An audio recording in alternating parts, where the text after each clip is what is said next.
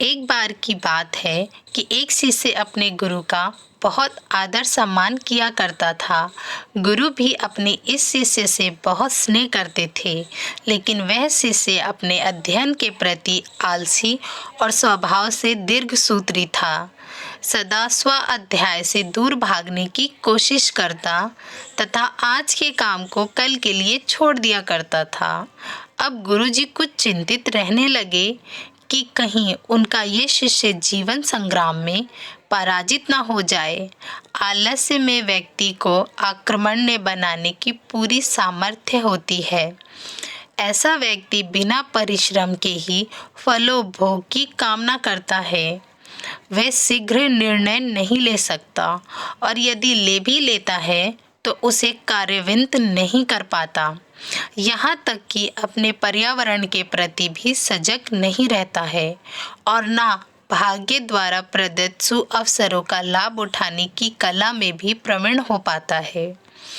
उन्होंने मन ही मन अपने शिष्य के कल्याण के लिए एक योजना बना ली। एक दिन एक काले पत्थर का एक टुकड़ा उसके हाथ में देते हुए गुरुजी ने कहा, मैं तुम्हें ये जादुई पत्थर का टुकड़ा 2 दिन के लिए देकर कहीं दूसरे गांव जा रहा हूँ। जिस भी लोहे की वस्तु को तुम इससे स्पर्श करोगे वह स्वर्ण में परिवर्तित हो जाएगी, पर याद रहे कि दूसरे दिन सूर्यास्त के पश्चात मैं इसे तुमसे वापस ले लूँगा। शिष्य इस सुअवसर को पाकर बड़ा प्रसन्न हुआ, लेकिन आलसी होने के कारण उसने अपना पहला दिन ये कल्पना करते करते बिता दिया कि जब उसके पास बहुत सारा स्वर्ण होगा तब वे कितना प्रसन्न, सुखी, समृद्ध और संतुष्ट रहेगा। इतने नौकर चाकर होंगे कि उसे पानी पीने के लिए भी नहीं उठना पड़ेगा। फिर दूसरे दिन जब वह प्रातःकाल जगा, उसे अच्छी तरह से स्मरण था कि आज स्वर्ण पाने का दूसरा और अंतिम दिन है। उसने मन में पक्का विचार किया कि आज वे गुरुजी द्वारा दिए गए काले पत्थर का लाभ जरूर उठाएगा। उसने निश्चय किया कि वो बाजार से लोहे के बड़े बड़े सामान खरीद कर लाएगा और उन्हें स्वर्ण में परिवर्तित कर देगा। दिन बीतता गया, पर वह इसी सोच में बैठा रहा कि अभी तो बहुत समय है, कभी भी बाजार जाकर सामान लेता आएगा। उसने सोचा कि अब तो दोपहर का भोजन करने के पश्चात ही सामान लेने निकलूंगा, पर भोजन करने के बाद उसे विश्राम करने की आदत थी और उसने बजाय उठ के मेहनत करने के थोड़ी देर आराम करना उचित समझा। पर आलस्य से परिपूर्ण उसका शरीर नींद की गहराइयों में खो गया और जब वह उठा तो सूर्यास्त होने को था। वह जल्दी जल्दी बाजार की तरफ भागने लगा, पर रास्ते में ही गुरुजी मिल गए।